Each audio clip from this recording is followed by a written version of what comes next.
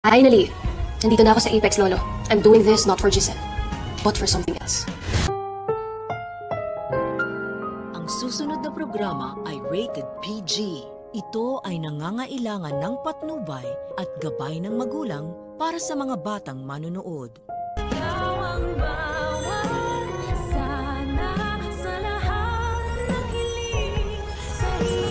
Please welcome our new VP for Finance, Mr. Eric Refuerzo.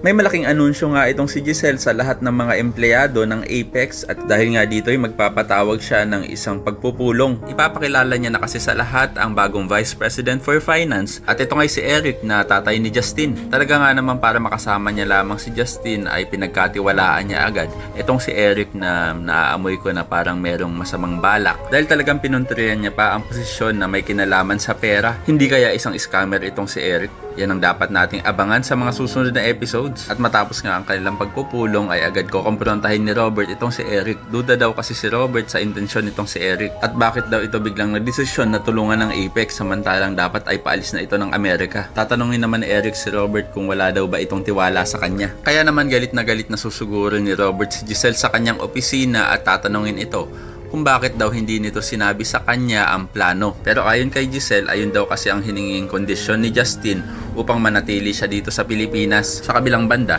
isang malaking palaisipan naman ang iniwang mga kataga nitong si Justin na hindi daw dahil kay Giselle ang ginawa niyang pagpayag na magtrabaho sa Apex. At mukhang ito ay para kay Lolo Pepe. At kung ano man ang misyon na iyan ay dapat nating abangan sa mga susunod na episodes. Sa kabilang banda, gagamitin pandahilan ni Doc Carlos ang paglipat umano ni Annalyn sa Apex kaya hindi niya ito isasama sa islat na mga pupunta sa Japan para sa seminar. Kaya naman maglalabas ng sama ng loob itong si Annalyn kay Harry na napaka-unfair naman daw yata ni Doc Carlos sa kanya. Kaya naman kung isa ka rin sa mga nagnanais na malaman na kung ano ang tunay na intensyon nitong si Justin sa pagpayag niya kay Giselle na magtrabaho sa Apex ay pakilike ang video na ito and don't forget to subscribe. Thanks for watching and see you next time. Bye-bye.